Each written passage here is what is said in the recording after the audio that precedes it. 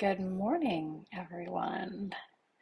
Okay, it looks like we are live for our day number 4 of our Metabolic Jumpstart Challenge. Thank you guys so much for being here with me all week and for putting into practice some of the things we've been discussing during the course of the challenge. So just a quick review. We are on day 4. We've covered nutrition, and specifically within the nutrition piece, we've covered protein and the importance of getting enough protein in your daily diet. We've talked about exercise and movement, specifically strength training, and how important it is, especially for women, to work that into your daily life. We've talked about stress. That's a big one. That was yesterday. And we talked about some breathing techniques that you can work in for overall stress reduction. So just a reminder, these are all little pieces of a bigger puzzle. And while small things might not seem super important or impactful, I would encourage you to take a few minutes to just reframe that thought. And instead of just throwing everything in at once and throwing yourself all into some kind of huge, crazy change that disrupts your entire life, start to sprinkle these changes in and see what happens. So today we are talking about sleep, and sleep is a critical piece, and it's not something, that you can turn on and off, obviously.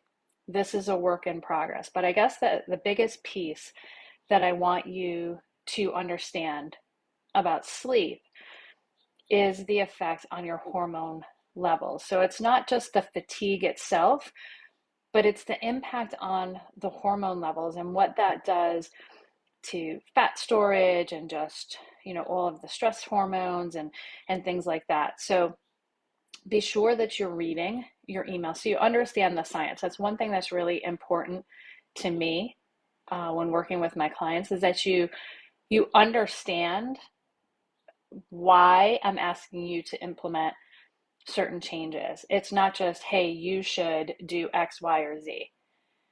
There's reasons behind it. And I feel that people are able to get behind it more when they understand the reason why. So definitely take some time to read about sleep. There's so much research coming out about this and its effect on your body. So really, what I want you to take a look at over the next 2 days specifically, and tonight when you're preparing for bed, just sleep space, okay? Look at your room, see if it brings you calm, and that's important. So that's number 1. And number 2, just start to think about a sleep routine. What's one thing that you can do in preparation for bed to help you sleep better? So that can be turning down the lights. It can be a 5-minute meditation. It could be putting your screens away. All right, but pick one thing, because listen, we always gravitate to, I have to exercise more.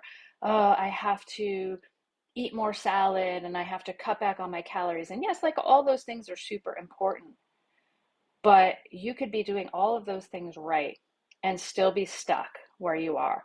And sleep can be a big part of that. So please, please don't skip over this. If you have suggestions of things that have helped you improve your sleep, I'd love to hear about them. So please drop it in the comments. If you have questions about this, same thing, drop it in the comments or shoot me an email, respond to the email that I sent this morning. One more day left tomorrow. Looking forward to seeing a lot of you here tomorrow for that live when we talk about meat. Have a great day, everyone. Bye.